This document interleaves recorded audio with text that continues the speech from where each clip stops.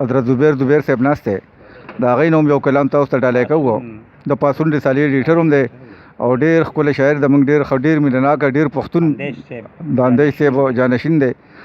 او ډېر ښه شاعر دی. نو تاسو ته هغې د طرفه موږ یو غزل ډالۍ کوو خو د هغې نه مخکې زه یو څو شعرونه خپل عرض کوم چې دا مو لالاجي ته حضرت زبیر ته ټول د مردان ولس ته چې کوم دی نو ډالۍ کوم چې پاک له ناسوره شو پیدا شو حکیمان د غزل پاک له ناسوره شو پیدا شو حکیمان د غزل غزل ودرو په بام دی مایران د غزل او توري د فن نن په ګرد پښتونخوا کې ځلي توري د فن نن په ګرد پښتونخوا کې ځلي چا چې د زړه وینه ترمکه کړه په دامان د غزل او هر یو پښتون شاعر به ښه غزل لیکي منم خو هر یو پښتون شاعر به ښه غزل لیکي منم خو دی جادوګر په ملکنډ او په مردان د غزل. ډېره مننه دا حضرت زبیر ته خواسته چې هغه خپلو مینهوالو ته ښکلی غزل ډالۍ کړي. حضرت زبیر ډېره مننه سردار پنجیروال صاحب. ما خو د لالا سلام له راغلی وم داسې غزل خو مې نور وړی خو چې تاسو خامخا وایئ نو یو غزل شعرونه دي لالا چې دلته رامات شوي په شکال دی ورته نه راځي دلته رامات شوي په شکال دی ورته نه راځي و یاره موسم د بوډۍ ټال دی ورته نه راځي او ما خو نور مې هېڅ څه نه غوښتل ملنګ د مال و زر نو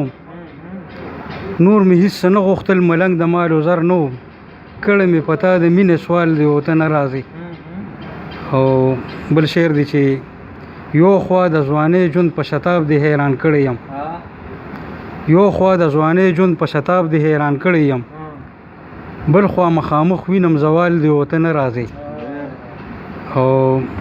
راشه ورشوګانو کې وګرځه مستی وکړه راشه ورشوګانو کې وګرځه مستی وکړه بڼ د خپل وطن د تسنبال دی ورته نه راځي. او بل شعر دی چې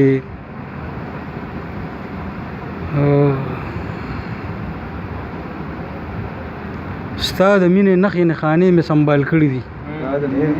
ستا د مینې نښې نښانې مې سنبال کړي دي مات بنګړي خطونه ستا رومال دی ورته نه راځي. او ستا خوښه خو ما ډېر په خوارو زارو ګټلې دي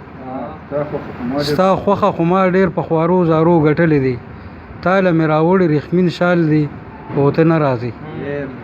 او دا پیغام یې راغی یا زبیره دا ته چېرته یې دا پیغام یې راغی یا زبیره دا ته چېرته یې یخې مې په سپینه زنه خال دی ورته نه راځي